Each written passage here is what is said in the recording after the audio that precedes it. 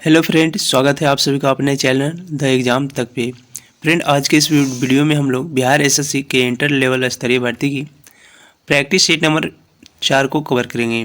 ये जो है एडिटोरियल प्रैक्टिस शीट बुक का सीरीज है और ये न्यू बुक का सीरीज है। इसमें जो है टोटल 15 मॉडल प्रैक्टिस शीटें हैं जो कि डे बाय डे हम आप लोगों को कराने वाले हैं।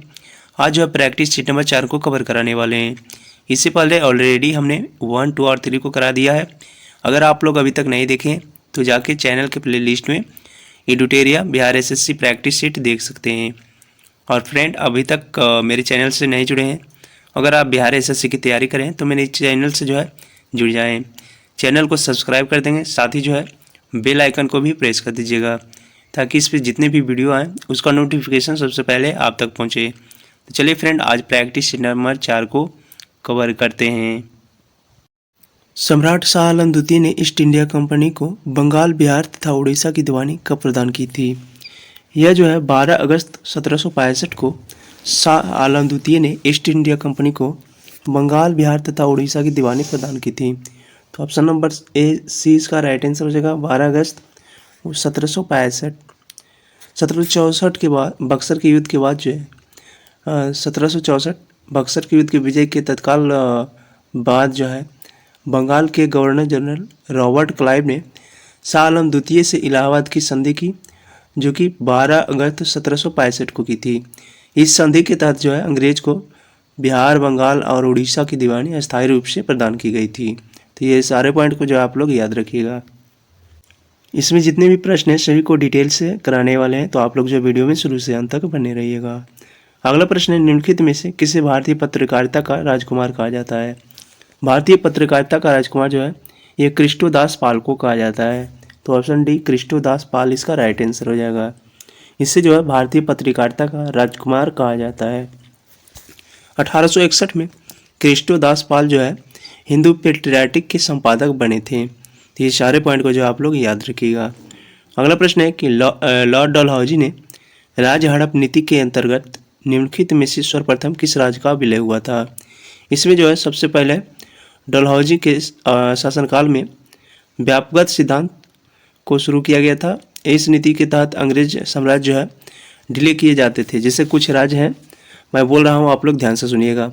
सबसे पहले इन्होंने जो है सतारा को, जो कि 1848 में हड़प लिया था। उसके बाद जैतपुर और संबलपुर को, ये दोनों को जो है 1849 में ले लिए थे। और बघाट को जो है 1850 में अपनी में मिला लिए। झांसी को 1853 में और नागपुर को 1854 में। लॉर्ड डलहौजी के द्वारा जो है ये सभी राज्य को अपने में मिला लिया गया। सबसे पहले किसे मिलाया गया था? तो सबसे पहले जो है सतारा को मिलाया गया था, जो कि 1848 में मिलाया गया था। तो ये सारे पॉइंट को जो आप लोग याद रखिएगा। और हड़प नीति ये जो है लॉर्ड डलहौजी के शासनकाल में ही चली थी। इसमें राज्य को हड़प लिया जाता था। अगला प्रश्न है कि पुस्तक ए नेशनल इन मेकिंग किसने लिखी है? ये नेशनल इन मेकिंग पुस्तक जो है ये सुरेंद्र नाथ बनर्जी की है। ऑप्शन डी इसका राइट आंसर हो जाएगा, सुरेंद्र नाथ बनर्जी। सुरेंद्र नाथ बनर्जी की बात करें तो इन्होंने जो है द बंगाली नामक समाचार पत्र का प्रकाशन भी किया था। अगला प्रश्न है कि किस आंदोलन से पूर्व गांधी जी ने कहा था मैंने रोटी मांगी थी बदले में मुझे पत्थर मिला? मैंने रोटी मांगी थी बदले में मुझे पत्थर मिला, ये जो है गांधी जी के जो सविनय अवज्ञा आंदोलन थी इससे पूर्व कहा गया था। सविनय अवज्ञा आंदोलन से पूर्व कहा गया था गांधी जी के द्वारा कि मैंने रोटी मांगी थी बदले में मुझे पत्थर मिला। तो ऑप्शन सी इसका राइट आंसर हो जाएगा, सविनय अवज्ञा आंदोलन। और सविनय अवज्ञा आंदोलन की बात करें तो यह जो है 1930 में हुआ था, जो कि दांडी मार्च से शुरू हुआ था। यह जो है 12 मार्च 1930 में प्रारंभ हुआ था और यह जो है 6 अप्रैल 1930 को दांडी जो है यहाँ तक कानून भंग किया गया था। तो ये सारे पॉइंट को जो आप लोग याद रखिएगा। अगला प्रश्न है कि जियातरंग आंदोलन कहाँ प्रारंभ हुआ था? जियातरंग आंदोलन की बात करें तो ये जो है मणिपुर की है। तो ऑप्शन ए इसका राइट आंसर जो होगा मणिपुर। भारत के पूर्वोत्तर राज्य मणिपुर में जो है सविनय अवज्ञा आंदोलन के दौरान यदुनाग के नेतृत्व में जो है जियातरंग आंदोलन शुरू किया गया था। अगला प्रश्न है कि मुसलमानों में शिक्षा प्रसार के लिए बिहार के किस जिले में 1872 में साइंटिफिक सोसाइटी की गठन की गई थी। साइंटिफिक सोसाइटी का गठन जो है ये 1872 में किया गया था और यह जो है मुसलमानों की शिक्षा प्रसार के लिए किया गया था, जो कि ये मुजफ्फरपुर में किया गया था। ऑप्शन डी इसका राइट आंसर हो जाएगा मुजफ्फरपुर। और यह जो है मुजफ्फरपुर में किया गया था और इसकी स्थापना जो है इमादत खां के द्वारा किया गया था। अगला प्रश्न है कि पटना युवक संघ की स्थापना किस वर्ष हुई थी। पटना युवक संघ की स्थापना जो है 1927 में की गई थी। 1927 ऑप्शन से इसका राइट आंसर हो जाएगा। क्रांतिकारियों से संबंधित पटना युवक संघ की स्थापना जो है 1927 में की गई थी। इस संघ में मनिंद्र नारायण राय, फूलन प्रसाद वर्मा, कृष्ण वल्लभ सहाय, ब्रिजनंद प्रसाद आदि को शामिल किया गया था। तो ये सारे पॉइंट को जो आप लोग याद रखिएगा। अगला प्रश्न है कि हुमायूं द्वारा लड़े गए निम्नलिखित युद्धों में से सबसे बाद में कौन सा युद्ध लड़ा गया था। मैं सभी को युद्ध का डिटेल बता रहा हूँ, आप लोग ध्यान से सुनिएगा।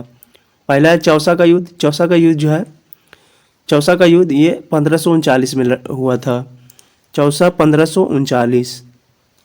देवरा की बात करें तो देवरा का युद्ध जो है ये 1531 में हुआ था। और यहाँ पे बात करें कन्नौज की तो कन्नौज का युद्ध, इसे बेलग्राम का युद्ध भी कहा जाता है, ये जो है 1540 में लड़ा गया था।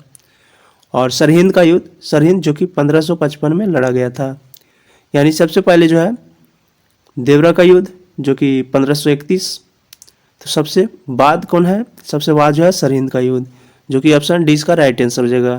यहाँ सबसे बाद पूछा तो सबसे बाद जो है सरहिंद का युद्ध लड़ा गया था। और सभी का मैं डिटेल बता रहा हूँ। चौसा का जो है, चौसा का युद्ध, इसमें शेरशाह की जीत हुई थी और ये जो है शेरशाह हुमायूं के बीच लड़ा गया था। देवरा का युद्ध की बात करें तो यह जो है हुमायूं ने अफगानों को हराया था इसमें। कन्नौज का युद्ध की बात करें तो कन्नौज का युद्ध जो है शेरशाह सूरी द्वारा हुमायूं को जो है अंतिम रूप से पराजित किया गया था। और चौसा की बात करें तो चौसा का युद्ध जो है ये शेरशाह सूरी ने हुमायूं को हराया था। तो सारे पॉइंट को जो आप लोग याद रखेगा। और फ्रेंड, आपको वीडियो अगर अच्छी लग रही है तो वीडियो में लाइक कर दीजिएगा और चैनल पर को अभी तक सब्सक्राइब नहीं किया है तो चैनल को सब्सक्राइब कर देंगे। अगला प्रश्न है कि आदि ग्रंथ अथवा गुरु ग्रंथ साहिब का संकलन निम्नलिखित में से किसने किया था। गुरु ग्रंथ का संकलन जो है ये सिख धर्म के 5वें प्रवर्तक जो कि गुरु अर्जुन देव थे, इसके द्वारा कराया गया था। तो ऑप्शन डी इसका राइट आंसर हो जाएगा गुरु अर्जुन देव। और ये जो है सिख धर्म के 5वें गुरु थे। अगला प्रश्न है कि निम्नलिखित में से किस हड़प्पाई स्थल में एक उन्नत जल प्रबंधन का साक्ष्य मिला है। एक उन्नत जल प्रबंधन का साक्ष्य जो है ये धौलावीरा में मिला है। तो ऑप्शन बी इसका राइट आंसर हो जाएगा धौलावीरा। इसमें जो है 2,50,000 घनमीटर जल संग्रह की क्षमता मिली है धौलावीरा में। अगला प्रश्न है कि निम्नलिखित में से किसने समुद्रगुप्त को भारत का नेपोलियन कहा था। समुद्रगुप्त को भारत का नेपोलियन जो है ये विंसेंट स्मिथ के द्वारा किया गया था। सॉरी, हाँ, विंसेंट स्मिथ। तो ऑप्शन सी इसका राइट आंसर हो जाएगा विंसेंट स्मिथ। इनके द्वारा जो है समुद्रगुप्त को भारत का नेपोलियन कहा गया था। अगला प्रश्न है कि निम्नलिखित कथनों में कौन सा कथन असत्य है, यानी गलत कथन को चूज करना है। बौद्ध धर्म को आत्मा की मान्यता नहीं है, ये जो कथन है ये सही है, क्योंकि बौद्ध धर्म को जो है इसमें आत्मा की मान्यता नहीं है। अगला है कि बौद्ध धर्म में पुनर्जन्म की मान्यता है। बौद्ध धर्म में जो है पुनर्जन्म की मान्यता है, तो ये बात तो है सही है। अगला है कि बौद्ध धर्म में शंख में प्रस्ताव के पाठ को अनुशासन कहा जाता है, ये भी बात जो है सही है। बौद्ध धर्म में जो है संघ के प्रस्ताव को पाठक कहा जाता है। अगला ऑप्शन है कि बौद्ध धर्म में संघ की सदस्यता राजा के सेवक, चोर, दास एवं रोगियों व्यक्तियों को भी प्रदान की जाती है, ये जो है बात गलत है। तो ऑप्शन डी इसका राइट आंसर हो जाएगा। बौद्ध धर्म के संघ की सदस्यता राजा के सेवक, चोर, दास एवं रोगियों के व्यक्तियों को भी प्रदान की जाती है। अगला प्रश्न है संविधान सभा की अंतिम बैठक निम्न में से कब हुई थी। संविधान सभा की अंतिम बैठक ये 24 जनवरी 1950 को हुई थी। अंतिम बैठक 24 जनवरी 1950। तो ऑप्शन बी इसका राइट आंसर हो जाएगा 24 जनवरी 1950। संविधान सभा की अंतिम बैठक 24 जनवरी 1950 को की गई थी। इसके बाद जो है 26 जनवरी 1950 से 1951-52 में हुए आम चुनाव के बाद जो है बढ़ने वाली नई संसद के निर्माण तक भारत की अंतरिम सरकार के रूप में काम किया था।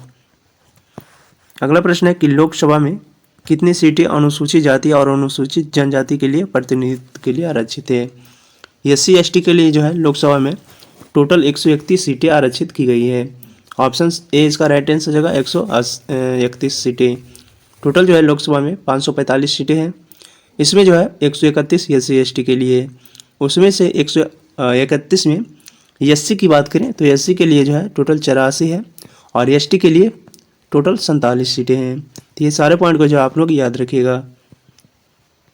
अगला प्रश्न है कि राष्ट्रीय पेंशन प्रणाली यानी NPS निजी क्षेत्र के अंतर्गत NPS से जुड़ने की अधिकतम आयु निम्नलिखित में से कौन सी है।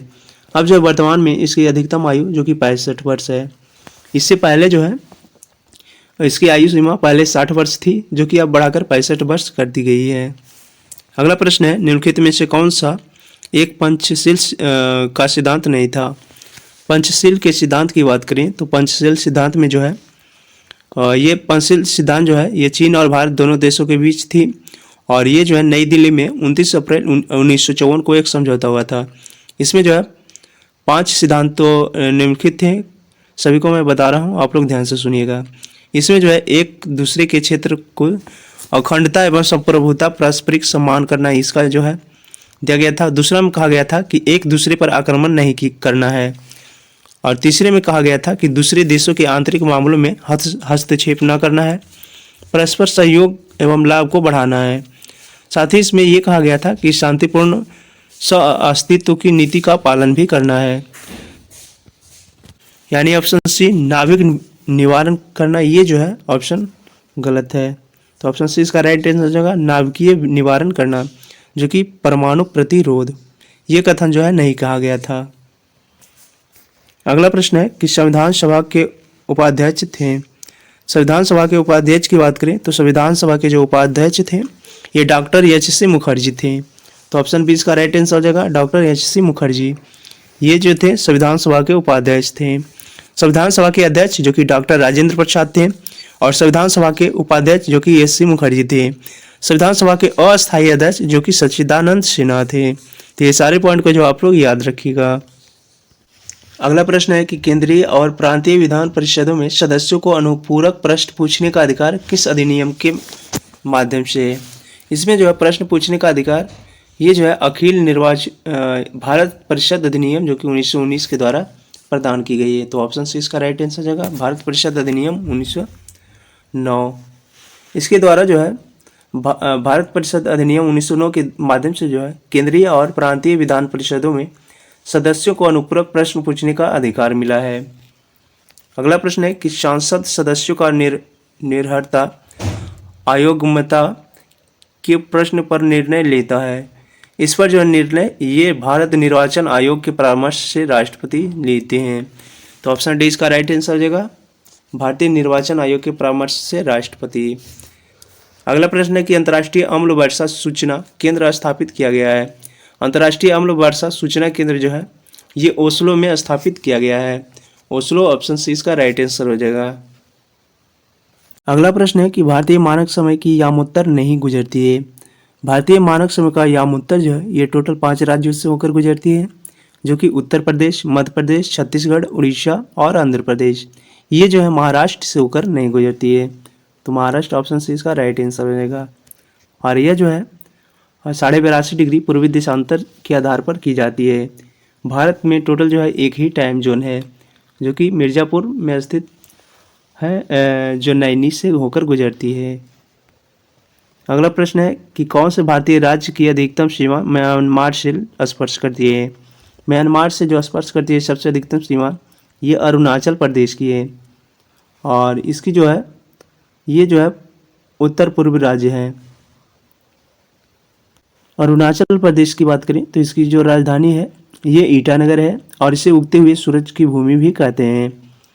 20 फरवरी 1987 को अरुणाचल प्रदेश जो है पूर्ण राज्य का दर्जा दिया गया था।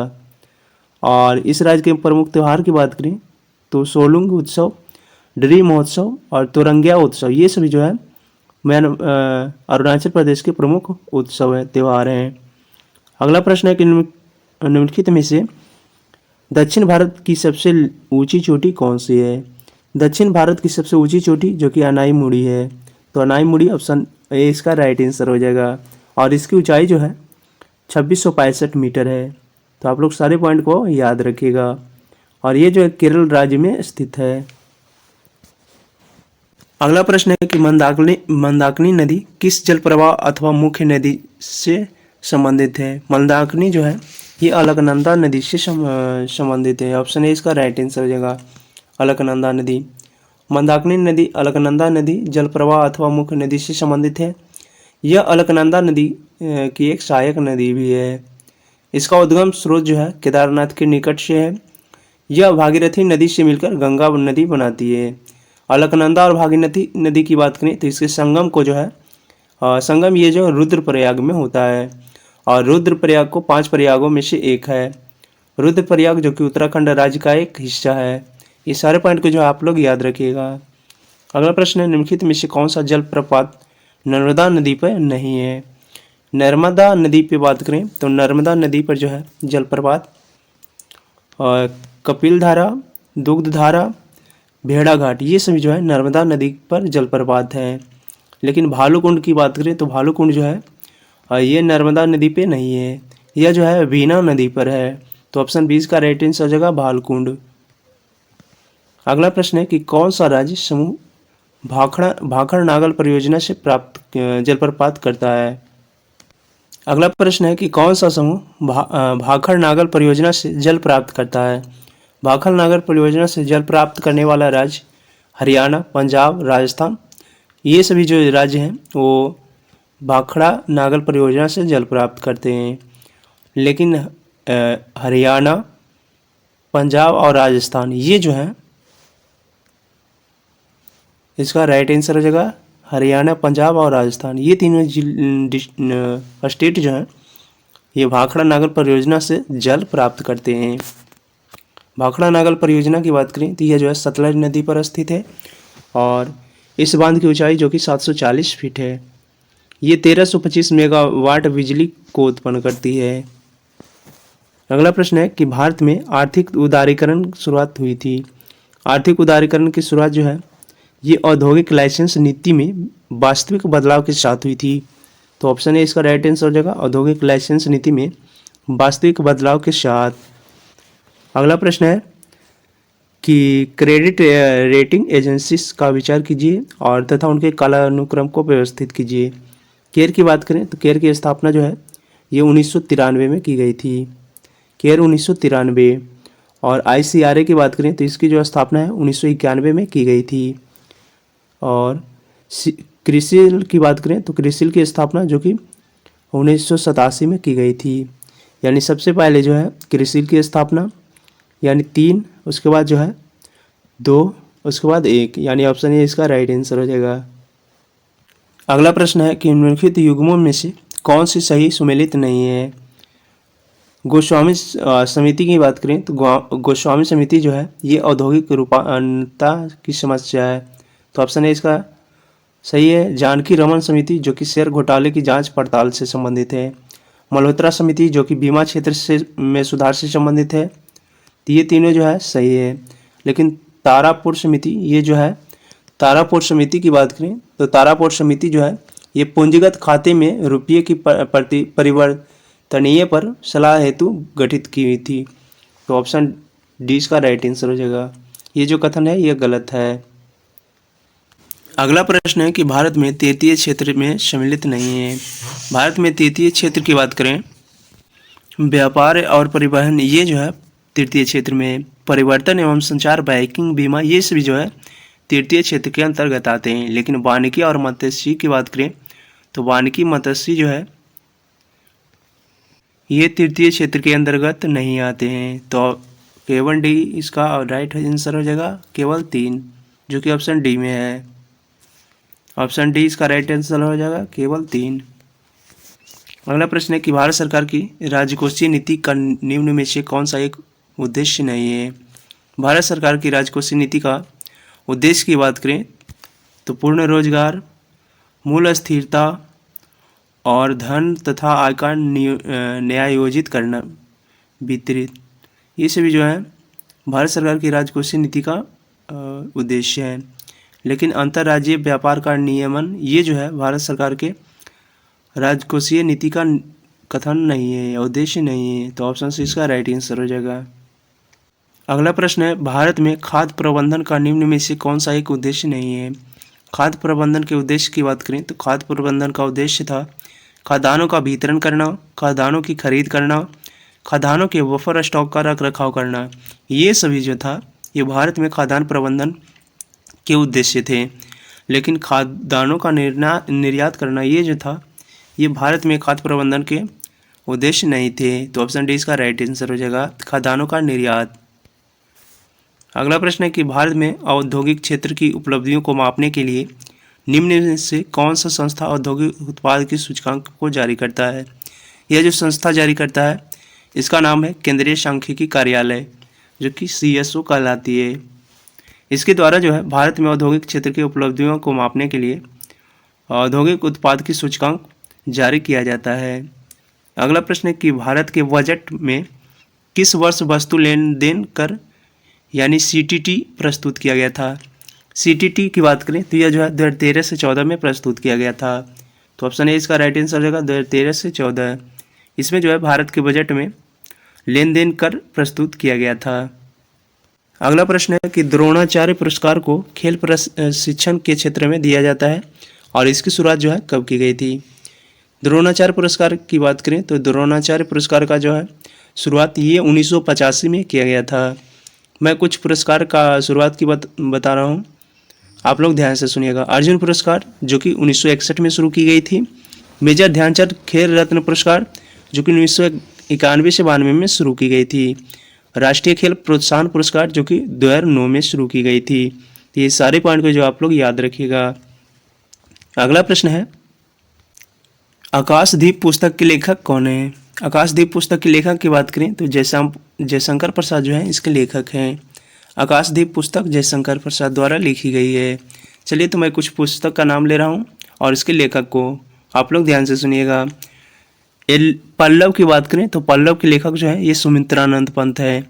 अनामिका जो कि सूर्यकांत त्रिपाठी निराला है और झांसी की रानी जो कि सुभद्र कुमारी चौहान है। झूठा और सच की बात करें यह जो है यशपाल शर्मा जी की पुस्तक है। नीरजा जो है महादेवी वर्मा की पुस्तक है। तो आप लोग सारे पॉइंट को याद रखिएगा। केंद्रीय भवन निर्माण अनुसंधान संस्थान कहाँ स्थित है। केंद्रीय भवन निर्माण अनुसंधान संस्थान ये जो है रुड़की में स्थित है। ऑप्शन ए इसका राइट आंसर हो जाएगा रुड़की।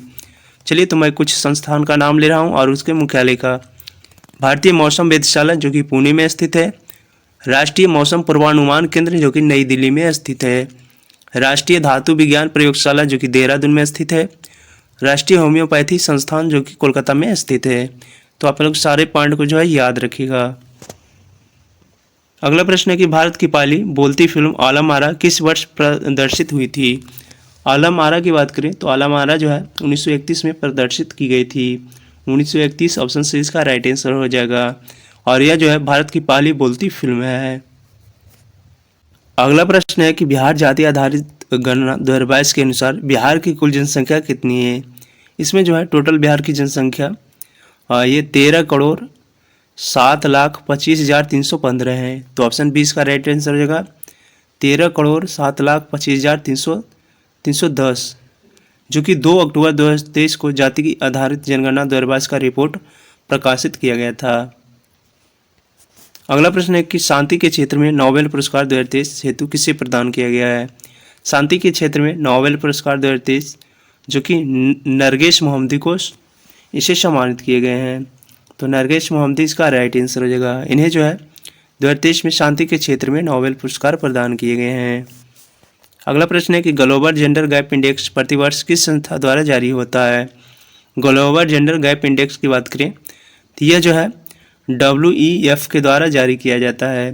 WEF की बात करें तो WEF जो है ये विश्व आर्थिक मंच है, इसके द्वारा जो है ग्लोबल जेंडर गैप इंडेक्स जारी किया जाता है और 2023 में इस सूची में भारत का स्थान जो कि 127वां रहा है, जबकि अंतिम स्थान जो कि अफगानिस्तान को रहा है और पहले नंबर पर आयरलैंड रहे हैं। ये सारे पॉइंट को जो है आप लोग याद रखिएगा। अगला प्रश्न है कि एकता सैन्य अभ्यास 2023 किन दो देशों के मध्य आयोजित किया गया है। एकता की बात करें तो यह जो है भारत और मालदीव के बीच हुआ है। ऑप्शन ए इसका राइट आंसर हो जाएगा, भारत और मालदीव। चलिए तो मैं कुछ सैन्य अभ्यास के नाम ले रहा हूँ, आप लोग ध्यान से सुनिएगा। इकुवेरिन 2023 जो कि भारत और मालदीव के बीच हुआ था। समुद्र शक्ति 2023 जो कि भारत और इंडोनेशिया के बीच हुए थे। श्रीनेक्स भारत और श्रीलंका के बीच। कुक्कन भारत ब्रिटेन के बीच। धर्म गार्जियन जो कि भारत और जापान के बीच हुए थे। तो आप लोग सारे पॉइंट को जो है याद रखिएगा। अगला प्रश्न है कि विश्व तंबाकू निषेध दिवस 2023 की थीम क्या थी। विश्व तंबाकू निषेध दिवस की बात करें तो यह जो प्रत्येक वर्ष 31 मई को मनाया जाता है। और 2023 की थीम की बात करें तो grow food no data tobacco, ये जो इस बार की इसकी थीम थी, grow food no tobacco. Option A इसका राइट आंसर हो जाएगा। अगला प्रश्न है कि अर्जुन पुरस्कार 2023 से सम्मानित साक्षी कुमारी का संबंध किस खेल से है। साक्षी कुमारी की बात करें तो यह जो है कबड्डी से संबंधित है और इन्हें जो है 2023 में अर्जुन पुरस्कार प्रदान किया गया था। तो इसका राइट आंसर कबड्डी हो जाएगा। चलिए तो मैं कुछ खिलाड़ी का नाम ले रहा हूँ, आप लोग ध्यान से सुनिएगा। अंशु जो कि कुश्ती से संबंधित है। प्रवीण बसु, प्रवीण की बात करें तो यह जो है वुशु से संबंधित है। सुशीला देवी जूडो से संबंधित है। लक्ष्य सेन बैडमिंटन से संबंधित है। सृजा अकुल्ला जो कि टेबल टेनिस से संबंधित है। इन सभी को जो है अर्जुन अवार्ड से सम्मानित किया गया है। अगला प्रश्न है कि 19वां G20 सम्मेलन का आयोजन कहाँ किया जाएगा। 19वां G20 शिखर सम्मेलन का आयोजन जो है ये ब्राज़ील में किया जाएगा। और यह जो है 19वां शिखर सम्मेलन जो कि 18वें शिखर सम्मेलन आयोजित हुए थे भारत में, इसमें कहा गया था कि 19वां G20 शिखर सम्मेलन जो कि ब्राज़ील में होंगे। G7 शिखर सम्मेलन की बात करें तो G7 शिखर सम्मेलन 2024 जो है ये इटली में किया जाएगा। और नाटो शिखर सम्मेलन 2024 जो कि लिथुआनिया में किया जाएगा। तो आप लोग सारे पॉइंट को जो है याद रखिएगा। अगला प्रश्न है कि ऑस्ट्रेलिया ओपन 2023 महिला एकल का खिताब किसने जीता। ऑस्ट्रेलिया ओपन 2023 में महिला एकल का खिताब जो है आर्यना सवालेंका के द्वारा जीता गया है। तो आर्यना सवालेंका इसका राइट आंसर हो जाएगा, ऑप्शन ए। इनके द्वारा जो है ऑस्ट्रेलिया ओपन 2023 का खिताब जीता गया है। और पुरुष एकल में जो है नोवाक जोकोविच के द्वारा जीता गया है। मुख्यमंत्री शिक्षा पुरस्कार योजना की शुरुआत किस राज्य द्वारा प्रदान किया गया है। मुख्यमंत्री शिक्षा पुरस्कार योजना की बात करें तो यह जो है उड़ीसा राज्य के द्वारा प्रदान किया गया है। तो उड़ीसा ऑप्शन डी इसका राइट आंसर हो जाएगा। यह जो है छात्रों शिक्षकों को शिक्षा के क्षेत्र में बेहतर कार्य करने हेतु मुख्यमंत्री शिक्षा पुरस्कार योजना की शुरुआत उड़ीसा सरकार के द्वारा की गई है। न्यू डेवलपमेंट बैंक का नाम नया सदस्य देश कौन बना है। न्यू डेवलपमेंट बैंक का नया सदस्य जो कि मिस्र बना है। मिस्र ऑप्शन बी इसका राइट आंसर हो जाएगा। अगला प्रश्न है कि NVS-01 उपग्रह को किस प्रक्षेपण यान द्वारा प्रक्षेपित किया गया है। NVS-01 को जो है ये GSLV F-12 के द्वारा प्रक्षेपित किया गया है। तो GSLV F-12 ऑप्शन है इसका राइट आंसर हो जाएगा। अगला प्रश्न है कि बोरेक्स निम्न में से किस धातु का अयस्क है। बोरेक्स की बात करें तो यह जो है सोडियम का एक अयस्क है। सोडियम ऑप्शन है इसका राइट आंसर हो जाएगा। अगला प्रश्न है कि न्यूट्रॉन, प्रोटॉन, इलेक्ट्रॉन और अल्फा कण समान गति ऊर्जा के साथ चल रहे हैं। कणों को उनके वेग के बढ़ते क्रम में विकल्प का चयन करना है, बढ़ते क्रम में चयन करना है। सबसे पहले अल्फा कण, फिर न्यूट्रॉन, प्रोटॉन और इलेक्ट्रॉन। ऑप्शन ए इसका राइट आंसर हो जाएगा, अल्फा कण, न्यूट्रॉन, प्रोटॉन और इलेक्ट्रॉन। अगला प्रश्न है कि श्यानता का गुण पाया जाता है। श्यानता के गुण की बात करें तो श्यानता का गुण जो है ये द्रव एवं गैस दोनों में पाया जाता है। तो ऑप्शन सी इसका राइट आंसर हो जाएगा, द्रव और गैस, इसमें जो है श्यानता का गुण पाया जाता है। अगला प्रश्न है कि लाल रक्त यानी आरबीसी का जीवन काल कितने दिनों का होता है। आरबीसी के जीवन काल की बात करें तो यह जो है 20 से 120 दिनों का होता है। तो 20 से 120 ऑप्शन सी इसका राइट आंसर हो जाएगा। आरबीसी की बात करें तो आरबीसी का निर्माण जो है अस्थि मज्जा में होता है, जबकि इसका मृत्यु जो है प्लीहा में होता है और इसकी जीवन काल जो है 20 से 120 दिनों की होती है। अगला प्रश्न है कि ऑटो वाहनों में हाइड्रोक्लोरिक ब्रेक कार्य करते हैं। ऑटो वाहनों में हाइड्रोक्लोरिक ब्रेक जो है ये पास्कल सिद्धांत के अनुसार कार्य करते हैं। तो ऑप्शन ए इसका राइट आंसर हो जाएगा, पास्कल सिद्धांत के अनुसार। अगला प्रश्न है निम्नलिखित में से कौन सा एक अदिश राशि है। अदिश राशि की बात करें तो द्रव्यमान जो है ये अदिश राशि है। संवेग, वेग, कोणीय वेग ये सभी जो है सदिश राशि हैं। मैं कुछ अदिश राशि का नाम ले रहा हूँ, आप लोग ध्यान से सुनिएगा। दूरी, विस्थापन, आयतन, चाल, घनत्व, विद्युत धारा, ताप, कार्य, ऊर्जा ये सभी जो है अदिश राशि हैं। अगला प्रश्न है कि निम्नलिखित में से किसके कारण पृथ्वी सूर्य के चारों ओर चक्कर लगाती है। पृथ्वी सूर्य के चारों ओर चक्कर लगाती है, ये परिक्रमण के कारण लगाती है। तो परिक्रमण, ऑप्शन बी इसका राइट आंसर हो जाएगा, परिक्रमण। पृथ्वी द्वारा सूर्य के चारों ओर चक्कर लगाने को परिक्रमण या फिर वार्षिक गति कहते हैं। इसके कारण ऋतु परिवर्तन होता है और पृथ्वी के घूर्णन या फिर दैनिक गति के कारण जो है दिन और रात होते हैं। अगला प्रश्न है सुमेलित कीजिए सूची 1 और सूची 2 को। जी मार्कोनी के द्वारा जो है रेडियो की आविष्कार किया गया था। तो एक का ए हो जाएगा। टेलीविज़न की बात करें तो टेलीविज़न के जो आविष्कारक हैं ये जेएल वेट्स हैं।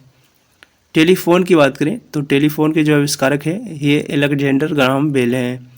और ग्रामोफोन की बात करें तो थॉमस अल्वा एडिसन जो है ग्रामोफोन के आविष्कारक हैं। यानी एक ए का 1, 2, बी का 2, सी का 3 और डी का 4। ऑप्शन ए इसका राइट आंसर हो जाएगा।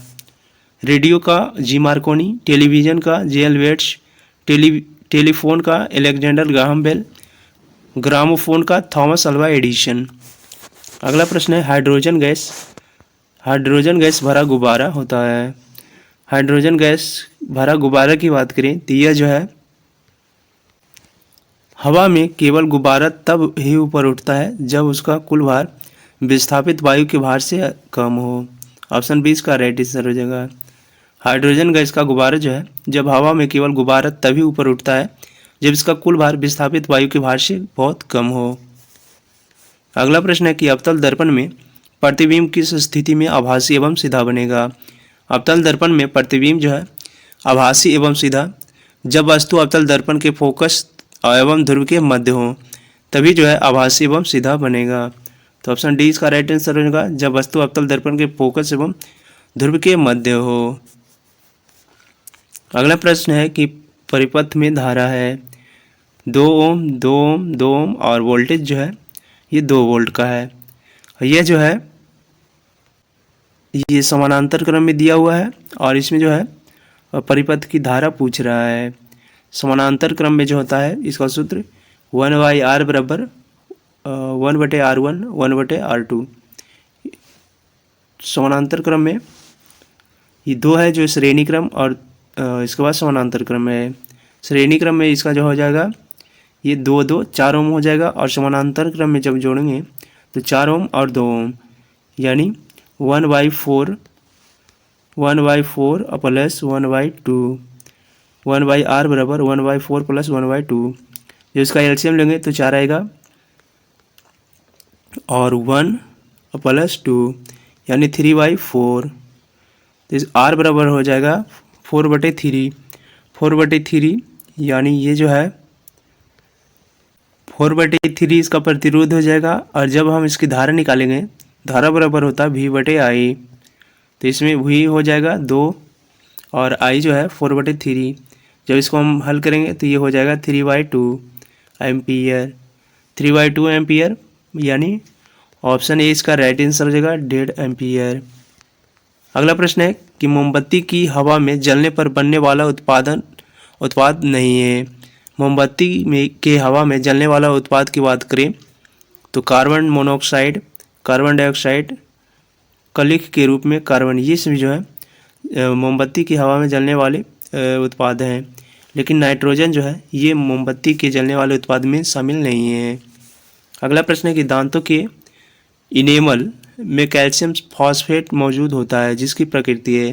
कैल्शियम फॉस्फेट की प्रकृति की बात करें तो कैल्शियम फॉस्फेट की प्रकृति जो है और ये क्षारीय हैं। ऑप्शन ए इसका राइट आंसर हो जाएगा क्षारीय। अगला प्रश्न है कि निम्नलिखित कथनों में से कौन सही है। सभी धातु तन्य होते, ये बात जो है गलत है। सभी अधातुएं तन्य होती है, ये भी बात जो है गलत है। समानता धातुएं तन्य होती है, ये बात सही है, क्योंकि समानता जो है धातुएं तन्य होती है, सभी धातुएं तन्य नहीं होती है। अगला प्रश्न है कि कोशिका का निम्नलिखित में से कौन सा भाग निर्जीव है। रिक्तका जो है ये कोशिका का निर्जीव भाग है। तारक केंद्र, राइबोसोम, माइटोकॉन्ड्रिया ये जो है कोशिका के सजीव भाग हैं। अगला प्रश्न है निम्नलिखित में से किसी कोशिका द्रव का भाग नहीं माना जाता है। कोशिका द्रव का भाग जो है राइबोसोम को माना जाता है, माइटोकॉन्ड्रिया को माना जाता है और सूक्ष्म नलिका को माना जाता है, लेकिन नाभिक को जो है ये कोशिका द्रव का भाग नहीं माना जाता है। अगला प्रश्न है धमनी और शिरा में रक्त होता है। धमनी और शिरा की बात करें तो इसमें रक्त जो है शिरा में अधिक और धमनी में जो है कम होती है, यानी ऑप्शन सी इसका राइट आंसर हो जाएगा, शिरा में अधिक और धमनी में कम। अगला प्रश्न है कि निम्नलिखित में से कौन सी वास्तविक रूप से मछली है। मछली की बात करें तो यह जो है समुद्री घोड़ा एक वास्तविक रूप से मछली है। ऑप्शन डी इसका राइट आंसर हो जाएगा, समुद्री घोड़ा ये जो है वास्तविक रूप से एक मछली है। स्टार फिश की बात करें तो स्टार फिश जो है इकाइनोडर्म श्रेणी की एक जंतु है। जेलीफिश की बात करें तो जेलीफिश जो है ये सिलियंट्रेट संघ की एक जंतु है। डॉगफिश जो कि एक उपास्थि मीन है और इसे जो है क्लोयोडॉन कहते हैं। तो ये सारे पॉइंट को जो है आप लोग याद रखिएगा। अगला प्रश्न है कि जंपिंग जिन के सिद्धांत का प्रतिपादन किसने किया था। जंपिंग जिन सिद्धांत का प्रतिपादन जो है ये बारबरा मैकलिंटॉक के द्वारा किया गया था। तो बारबरा मैकलिंटॉक इस ऑप्शन से इसका राइट आंसर हो जाएगा। इनके द्वारा जो है जंपिंग जिन के सिद्धांत का प्रतिपादन किया गया था। अगला प्रश्न है कि मानव शरीर में पाए जाने वाला तत्व का सही क्रम चुनना है। इसमें जो है मानव शरीर में सर्वाधिक जो है प्रतिशत ऑक्सीजन की होती है, उसके बाद ऑक्सीजन की प्रतिशत जो कि 65% होती है।